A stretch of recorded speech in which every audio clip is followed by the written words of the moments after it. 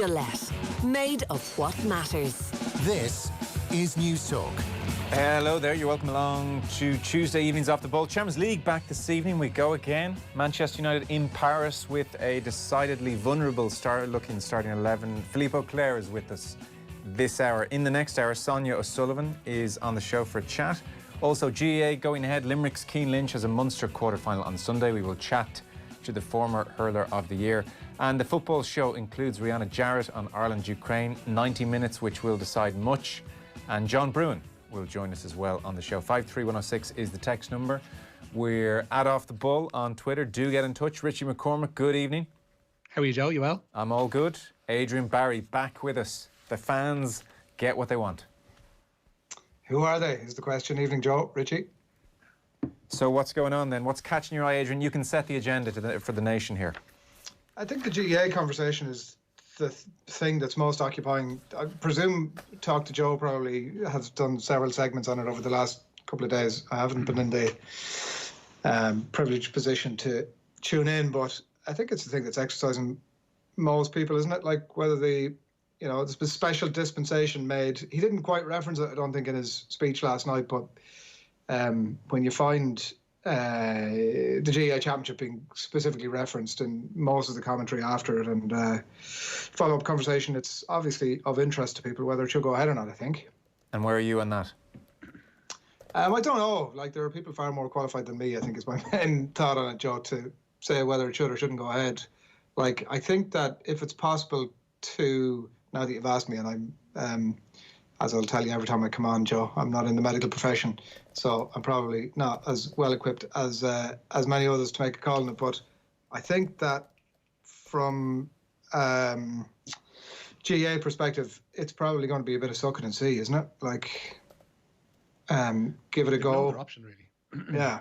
Bar that for a week. Suck it and see how it goes, see how they get on, see if there's any clusters appearing in teams, see if anybody kind of falls victim in a team sense to COVID, like, because they're kind of groping in the dark a little bit. Like we mentioned yesterday, Bevan Duffy mentioned in his comments after the game with Cork, the Louth captain, like if they're not being tested, then if you're not being tested, you don't know if you have the virus, and if you don't have the virus, you're still okay to play, but you don't know what the repercussions of that might be. So I think every week is going to be a step-on-step learning curve. I think once we get the league games done and dusted this next weekend, things should be a little bit easier to comprehend. Like I pointed it out at the weekend, there was between minor, under 20 and senior on Saturday, there were 20 different inter-county matches on, and that was just involving male sides, which is, it seemed like an arseways way to go about it if you're going to ease yourself back into a pretty restrictive world as regards COVID, to have 20 matches in mostly different venues, it has to be said as well.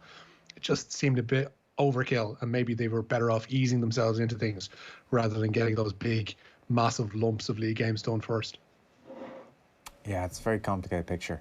I mean, it was a rough enough build-up to this week with Leo Varadkar last Thursday, so emphatically putting out the message that GAA Championships couldn't and wouldn't happen at level 5. And then Bevan Duffy talking about his concerns. That's an aspect here.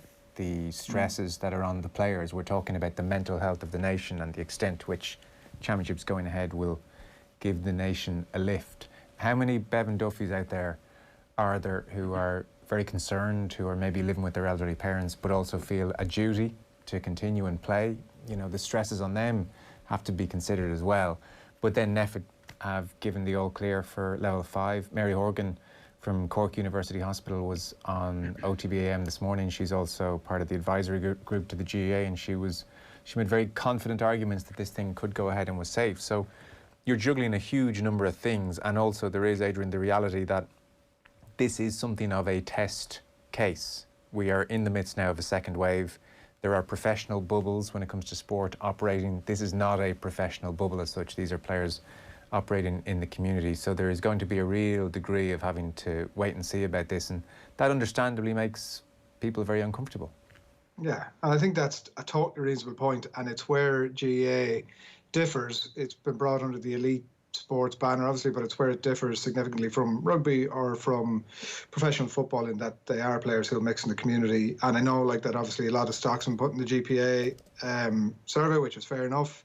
But like it's kind of a 50-50 split of players who were all in, and then another 50% of their 75% respondent rate who were either not up for it or not sure about it. And I know that the GEA obviously have a lot of structures in place around testing and stuff that maybe haven't been fully explored yet, but it's created a lot of conversation, and I think that's understandable. I don't believe that, as some would have you believe, that it's an anti-GEA thing to say that they're not sure this thing should go ahead. I think it's an entirely reasonable point of view to hold. I don't consider it to be anti-GEA.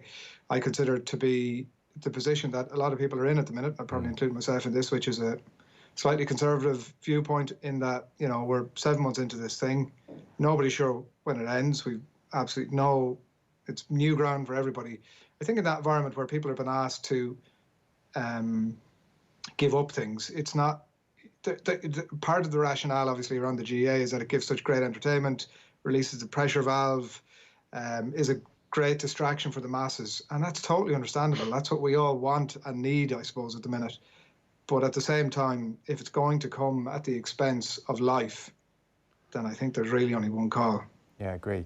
Like, on balance, I'm probably against it going ahead, to be honest. But it doesn't mean I'll be banging the table here for the next 6, 7, 8 weeks, or it doesn't mean we won't cover it. But on balance, I think it's a big risk, and I'm not sure the rewards. I mean, maybe they're financial as much as anything, and the GA really want this to go ahead. Maybe there is a degree of lifting the spirits of the nation, but you know, if this thing isn't suppressed very successfully, I think the old people that we're talking about whose spirits will be lifted, Monday to Friday is still going to be very tough, you know? Yeah, so, I mean, exactly. we say, we hear lots of pundits saying with absolute certainty that the people want this and the people need this. And for instance, a survey in Clareburn popped up of 1,000 people, 67% said no, it shouldn't go ahead. You know, Colin O'Rourke was on at the time, and he said he was very surprised by that. I wasn't that surprised by it. I think everybody is more on the conservative side of this than not in the main. And, you know, some of the arguments come back about the anti-GA thing I just don't buy. So I'm sort of against it. But, I mean, I couldn't be more pro-GAA. I grew up playing GAA. I love GAA. I missed it during the summer. It's not about anti-GAA. It's about, in the context of level 5, what are we okay in here and what are we not? And, you know, for me, the priority is businesses which have had to close down, opening ASAP. And so, you know, if we can open them a week earlier, then we should be doing everything in our power to open them a week later. So it's in that context we're talking as well about GEA going ahead. Colin, I've had a good listen to what he's had to say over the last few days in a read, and some of the stuff I really can't get behind at all, I have to say. And like you say, there are people who speak with certainty about this. Nobody can speak with certainty about it, so that is definitely a big part of the difficulty. And I would say as well, in terms of the general distraction of it, like, we're probably going to talk about the Champions League in a few minutes. Like, it is such a relief. There's no getting away from it. When you've been able to talk about Champions League, or you've been able to talk about the GA Championships or the league, whatever it is, the Nations League, like, it is a relief to be able to watch that stuff and talk about it with your mates and whatever else it is. But at the same time, I don't know if it's worth the risk. And I would say, like, in terms of the general distraction of it, GA being such an intrinsic thing in Irish society, like, for the vast majority of counties, their interest is going to be over, given the unique format now of this year's championship. The vast majority of counties' interest is going to be done after 3 weeks. So it again narrows the field at that stage. And I know that it's not, if you're a GA fan, you don't fully check out of it, obviously. You'll still follow it as it gets deep into the later rounds. But, I mean, it's a factor worth bearing in mind as well. Let's kick on then. So Champions League football back this evening. Our Newsround is with thanks to Gillette. We don't just play the game, we change it. Gillette, made of what matters. And Richie, it is a vulnerable looking Manchester United in Paris this evening. Yeah, just over 8 weeks since last season's final, the Champions League group stage getting underway this evening. Manchester United away from home, facing last season's beaten finalists Paris Saint-Germain. The teams are in for this one. Keylor Navas starts in goal for PSG. A back four for them of Alessandro Florenzi, Abdou Diallo, Presnel Kimpembe and Layvin Kurzawa. In midfield, it's Idrissa Gueye, Danilo, Ander Herrera, and then up front, the trio of Neymar, Angel Di Maria and Kylian Mbappe. For United, David De Gea starts in goal. It's then a back four, it seems, of Aaron Wan-Bissaka, Victor Lindelof, Axel Tuanzebe and Luke Shaw. Fred and Scott McTominay are in midfield with Bruno Fernandes, Anthony Martial and Alex Tellez in front of them. Marcus Rashford is up front.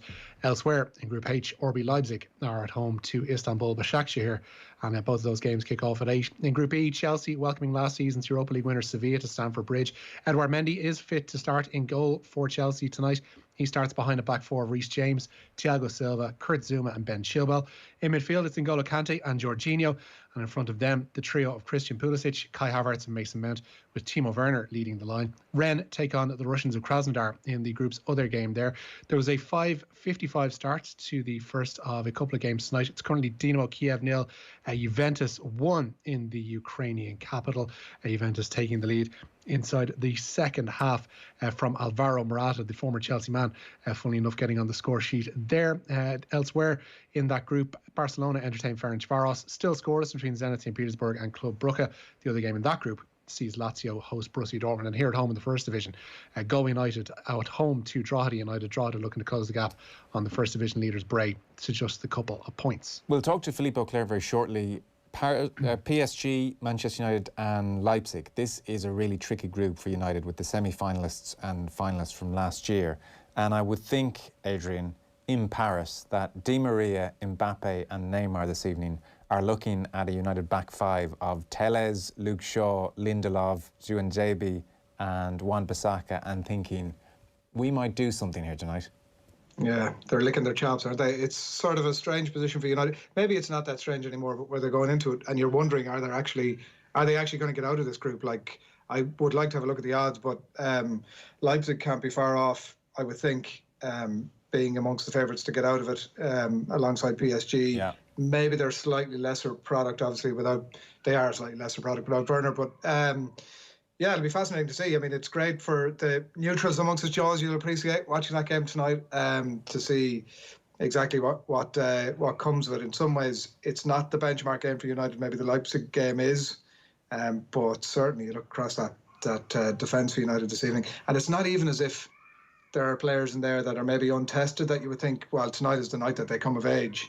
There are some of them in there who just clearly aren't up to it. Yeah, some have already failed the test and they're still in there. It feels like a long time ago since 2019 when it was Ole at the wheel and they won 3-1 and there was the photo of Alex Ferguson and Cantona and Solskjaer in the dressing room, and Gary Neville did the interview where he said, where do you want your speech and how long do you want your contract to be? So here we are. He keeps kind of, whenever something happens which puts him back under pressure, he kind of plucks it out of the fire a touch, Solskjaer. That's been the trend of late. Even, the Spurs 6-1 debacle before the international break, it turns out to be a really good 4-1 win in the end against Newcastle. So it's hard to know how they're going to go tonight, but he has had that knack, Solskjaer, thus far in the career. Richie, where are we going next? To a proposed European Premier League, Joe. Liverpool and Manchester United reportedly in talks to be part of a new FIFA-backed tournament in what, as I say, could become known as the European Premier League. It's understood that more than a dozen clubs from 5 of Europe's top divisions are in negotiations about becoming founder members. It's suggested that teams would still be involved in their domestic leagues. An 18 to 20 team league is being discussed, which would culminate in a playoff format. The winners, it seems, will pocket €1 billion as compared to the 111 million that Liverpool won for winning the Champions League in 2019. But former Manchester United captain Gary Neville ain't in favour. There is enough wealth in the game to be able to look after all the key stakeholders. And why the top clubs or anybody in this country thinks it's right that we shouldn't distribute the wealth across the game in a way in which maintains the intent of every competition is just, I don't get it. You cannot have a $6 million debt package conversation with JP Morgan whilst not giving the funding to non-league, grassroots, EFL clubs and making sure that fans can afford to watch football. It is obscene. And football is going to eat itself soon because the fans will turn away. It's getting to the point whereby the people who love the game, the people who would cry to be in stadiums for the last 6 months because we've missed them so much, are starting to dislike large elements of what they're actually supporting, and that cannot be allowed to happen. I think that ship has sailed in many ways, Adrian. Oh, it feels like Arsene Wenger sort of trying to row against the tide, isn't it? It's like that kind of a voice in football at the minute. Not sure what it seems like. Such a quaint idea. Like, I love where he's coming from. I love everything that he's talking about there in terms of trying to reconnect the game with fans. But like you say, it seems quaint almost, doesn't it? Does at this stage. Have you? Well, actually, we're not on the receiving end of having to fork out the £15 sterling to watch a game. But even that, I just couldn't believe that they went down that route. West Brom last night scored a straw for 15 quid, 16,795 here. Yeah. It's just, it defies all logic. Like it's immoral almost. I wonder what the numbers for a game like that would be. Like, because it could easily justify it, you know what I mean? Like, that's the unfortunate reality. And because there was a big swathe of people against it, wasn't there, over the when it became obvious this was something that was happening, to the point where I thought maybe they'll actually reverse it here, but... I'd say the numbers are pretty decent. Like, if it's the only way a West Brom fan can see the game and it's a season ticket holder, I think the rationalisation might kick in. Well, look, I want to watch the team. I might spend 15 quid if I was going to a stadium anyway. So what else am I going to do? The numbers there then would be not negligible, but certainly not enough to kind of warrant these kind of pay-per-view matches. Because if you're talking about a season ticket holder at West Ham, for instance, there, they would have, I don't know, I'm guessing around 30,000 maybe tops in terms of season ticket holders, and that'd be being very, very generous. The numbers I'm not quite aware of, but like that'd be your base level of what you're trying to get on board. And there's no guarantee that they'll all want to watch it, because the people who, like, I've never seen the correlation between people who, as if a game's not available and suddenly there's a massive bounce in terms of the viewership figures if people aren't allowed to attend it. I don't think that's necessarily been there, and the last 7 months kind of, I guess, would bear that out. So I don't think they're going to get massive numbers for these games, and certainly not enough to justify. Well, I guess they'd probably say the lower numbers probably justify the higher fee, but again, it closes more of the sport off to more of the people, and that's never a good thing. Oh, it's very short-sighted. But if you get 30,000 people paying 15 quid for a game, that's 450 grand. If you do that for even just 10 games of the season, it's a handy 5 million quid. You know, the clubs I'd be surprised if they did, though. Well, I think clubs aren't going to turn down an easy 5 million. More of West Brom versus Burnley behind paywall is exactly what football needs, of course. No. Look, it's madness. It's madness. It will be interesting to see what they're making out of it. I wonder will we ever get that info. So Six Nations is back this Saturday, Rich. Yeah, and Jonathan Sexton insists he's fully fit for the resumption of Ireland's campaign. The Ed half limped out of Leinster's opening Pro 14 game of the season against Benetton with what was called a minor hamstring problem at the time. But Sexton says the work he's done over the past week in the Ireland camp stands him in good stead for the visit of Italy. And the captain was asked today if there's any extra pressure on the side in representing a country in lockdown. Obviously, you feel a bigger responsibility that, you know, with the restrictions that have come in now and the country's gone back to level 5, that there's obviously a sense that, you know, the whole country will be watching us. Most of the time, we're very lucky that they are, you know, we're always being looked at, but I think it's, I suppose, an even bigger responsibility. But, you know, I suppose Italy are going to be in the same boat as us as well. So both teams will be very motivated. But any time you play for Ireland, it's a big responsibility. But yeah, you're right. There's a little bit of extra onus on us this week. You know, obviously, we need to win the game first and foremost. That's the most important. Obviously, it'll come down to points difference and bonus points and stuff. So that will come later in the game. But we need to try and win the game first and foremost. And, you know, putting on a show isn't something we spoke about, but putting in a good performance is something that we're very conscious of and want to do. Yeah, just one defeat in 20 Six Nations games against Italy. Obviously, it would be a disaster if it became 2 this Saturday. And we've a prize actually this Saturday, Six Nations returning. We're teaming up with Vodafone, our rugby sponsors. So you and 4 of your friends or family members can win the chance to watch the game on Zoom in the company of Off the Ball's Shane Hannon, and a former Ireland player will be announcing later in the week. And in effect, you can ask them any question you want before, during and after the game. That's the end of week prize. We'll also be giving away a nightly prize, a Google Home Hub, a signed team poster and an Irish jersey. To be in with a chance of winning, just tell us which Irish-born player played for Italy until his retirement from international rugby in 2019. So which Irish-born player played for Italy until his retirement from international rugby in 2019? Your name and answer to 53106 for 30 cents, and we'll get in touch with you after the show. Rich? Yeah, goal for Club Brugge away to Zenit St. Petersburg. Zenit 0, Brugge 1 in that game. They're down, meanwhile, could be promoted to Division 2 of the Allianz Football League this weekend without having to kick a ball. Longford are reportedly considering giving a walkover to Cork in their scheduled Division 3 match. Longford manager Padraig Davis described the game yesterday as a dead rubber. Amid the ongoing threat posed by COVID-19, Davis believes it's not necessary to make the 500-kilometre round trip to face the side already crowned Division 3 champions. That effectively would protect Down's head-to-head record against Derry and see them, not the Oakleaf County, promoted to Division 2. Oh, sorry, I thought we were hearing from Tommy Walsh there. Okay. So he was on OTB AM this morning. Where are we going next?